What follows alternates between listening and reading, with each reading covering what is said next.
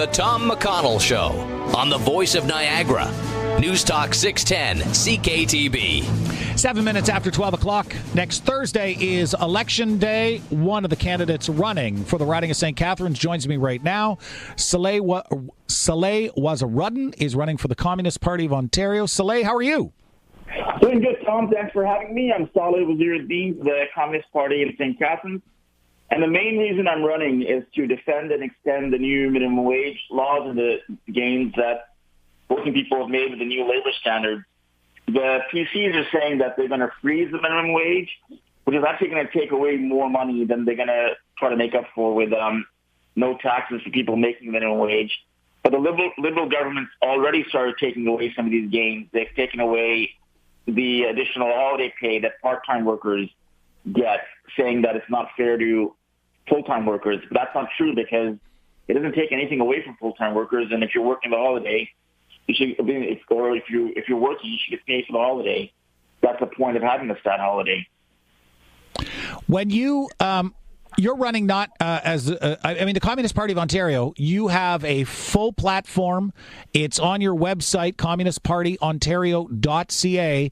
And did you come up with the slogan before or after the PCs, a people's alternative for Ontario? Because that's kind of catchy. We've actually had that slogan for a long time. It was kind of the last provincial election, or actually maybe the one before, when Kim Crater was running in Niagara Falls. He had people before profits, which is also similar to our slogan. But we've actually, this particular platform, it's also called a Prescription to People's Recovery or People's Alternative Program at communistpartyontario.ca. We actually had the same title of the last provincial election as well. All right. One of the things that's rather interesting is when you go to your platform and you look at what many people would think, oh, gosh, communists, they're going to tax everything. They're going to take all my money. You have a really interesting progressive tax reform, if I may say so. Thank you. That tell people some of the highlights, because it's opposite of what many people would think. Oh, the Communist Party are going to tax me to death. What are your tax changes? Well, a lot of the candidates in this riding have been saying that, well, if you want public services, it's going to cost you more. But the question is, who is it going to cost more? Who's going to be paying more taxes? Because actually, we want to eliminate taxes for people making $40,000 or less. They would pay no income tax. We also want to end market-based property tax assessments. What we do want to do is bring back $18 billion that was lost to corporate tax cuts. One of the ways we'll do this is to double the corporate tax rate to 23%, which will actually still be low for an industrialized country. So it's not going to send the corporations running away. It'll still be competitive. But we also want to bring back the corporate capital tax, which was driven down to 0% in 2010. That used to bring $1 billion a year. In 2001, it even brought $1.5 billion. And you don't have to take my word for it. That's the Fraser Institute even saying that. So basically, we want to pay for all these services that we're advocating for through the people who can pay for it, basically the very rich, and the corporations that haven't been investing. At least for a while, they were sitting on the money. The Bank of Canada governor scolded them for not investing. So instead of them sitting on the money that we working people have created, we want to take it back. But yeah, like you pointed out, it's not taxes on everybody. We actually will eliminate the income taxes on people making $40,000 and less.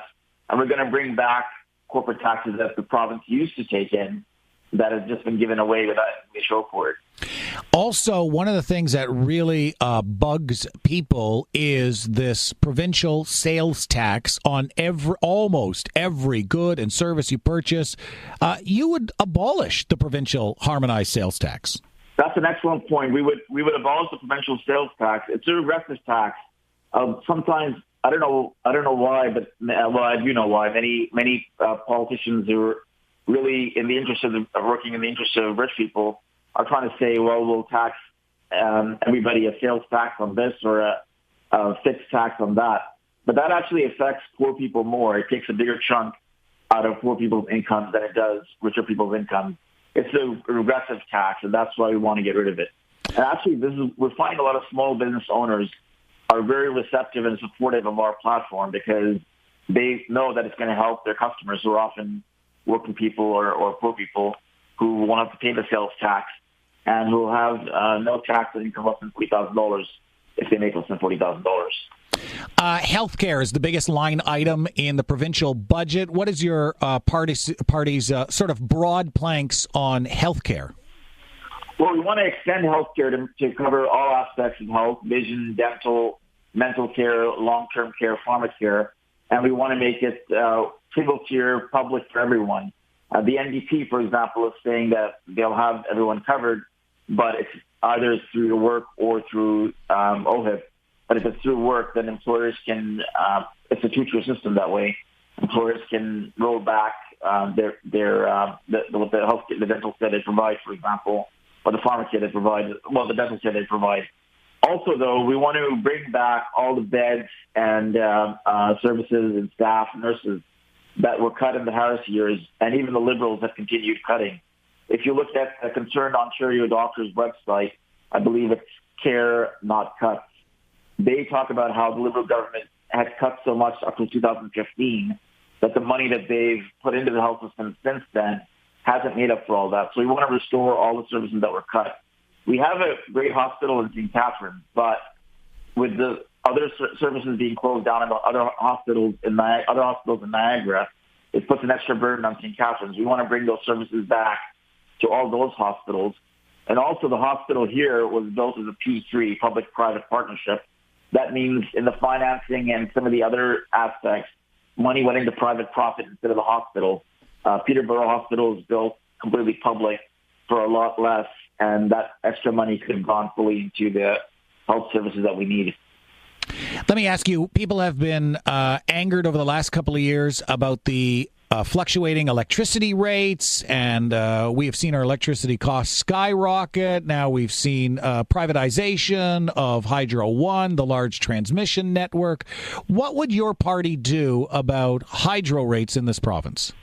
Well, we want hydro to be completely public. That means not just Hydro One, which is the transmission, but also the utilities. And there's utilities that are publicly owned but privately operated, which means that some of a chunk of the money that we pay in hydro is going towards private profit. Instead of it going to profit, if we treated hydro as a public utility, which it is, it would bring hydro rates down. Also, we would not shut anybody off for not being able to pay their hydro bill. We think that's cruel. It's a public asset. But prices would come down to keeping it completely public, not just in the transmission, but also in the production. So when you look at something like Bruce Nuclear, so how would you do that? Would you somehow nationalize the assets of Bruce Nuclear? Well, we want to phase out nuclear power for one thing. Okay. But also, if it's private, then we would nationalize it. But often what we're seeing is for a lot of the power plants, they're technically publicly owned, but they're leased in a long lease to a private company. All right. Well, what about something like wind turbines? Right. We don't have a fixed policy on wind turbine at this point. We do definitely want renewable energy. And but there are also concerns that a lot of rural residents have. We definitely want full consultation on that, especially, for example, effects on livestock and things like that. What are some of the other, when you go to your platform, it's online, again, communistpartyontario.ca, lots of details there, but what are some of the other highlights you'd like to inform people of before next Thursday's election? Well, two big ones that have been coming up in the election or big in the news. One is that we want full justice and respect for Indigenous peoples and First Nations, including our treaty obligations. Because, for example, there's a big development coming through in Niagara at Thundering Waters, which, there's a whole environmental problem with it too, because it's going to choke off the few provincially significant wetlands that we have left in the world, or few wetlands we have left in the world. But there's also an aspect where, by treaties, the First Nations is supposed to be consulted on that, and that hasn't been done enough of. The other topic is housing. There was $2 million brought in here recently for developers to include public housing in their projects.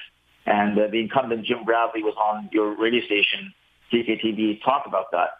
The thing is, that money is going to private developers who are going to take part of that money for profit.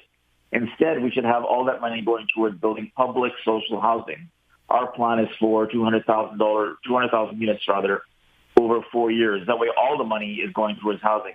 But we also want to fully fund and expand the shelters for the homeless, because Mayor Senzik and also the incumbent Jim Bradley like to talk about how they've brought in so many millions of dollars for downtown development. But again, that's going into the pockets of private developers. When it comes to winter, when it came to last winter, the lines for out of the cold and homeless shelters were around the block. The lines for homeless shelters were longer this winter than the last winter. So all this money coming into private development is not going to help the homeless or working people. We need affordable housing. We want to have public housing, rent geared to income, where it's 30% of less of your income. Now, most working people are paying more than half their income in rent. All right, let me ask you, how many times have you run at the provincial or federal level? I've run twice provincially and twice federally. And even though it's a big sacrifice time-wise, I find it's definitely worth it. There's more and more people who are supporting our message, and our organization gets stronger every time. Why do you run? What draws you into it in terms of, again, as you said, it's a month, it's intense, but it's beyond this. You're still involved outside of this. You're active, I assume, in the party. You don't just go dormant when it's not election season. What draws you to running? Well, that's exactly it. There's movements, for example, to defend and increase to bring about the $50 minimum wage here with the Niagara Workers Activist Group. There's the Cuba Solidarity Movement, there's Indigenous and Palestinian Solidarity Movement. And when it comes time for elections, people are more interested in politics. They're more open to talking about politics. And other candidates, it's very unfortunate, they're not bringing up these issues. So this is a great chance to bring up these issues and to help these movements that I'm involved in between elections or before and after elections. And we get a lot of supporters. We get people who want to fight and defend the new minimum wage, who want to fight and defend for First Nations sovereignty and rights. And so they get involved in the movement. Like I said, every election, our organization, not just the Communist Party, but also the activist groups, get stronger. And for that reason, it's definitely worth it for all the sacrifices. I see running an election is like a black hole of time. There's never enough time to do everything. But at the end, I've always found that it's worth it. Saleh, I appreciate your time. Pardon my pronunciation. Waziruddin? Waziruddin, that's very close. Okay. Waziruddin. Best of luck next Thursday, and thanks for joining us today. Thanks, Tom. Have a great day. You too. All right, Saleh Waziruddin from the Communist Party of Ontario. If you want to look at it's actually, read it. Some of the things you're like, unless you're Saleh, you're not going to agree with 100%. But are you agreeing with 100% of the big 3, 4, 5, whatever? There's some actual interesting points in there. I'm like, that would be, if we could only pick and choose, if we only had the line item ability, right? I want that and that and that and that. CommunistPartyOntario.ca. 21 minutes after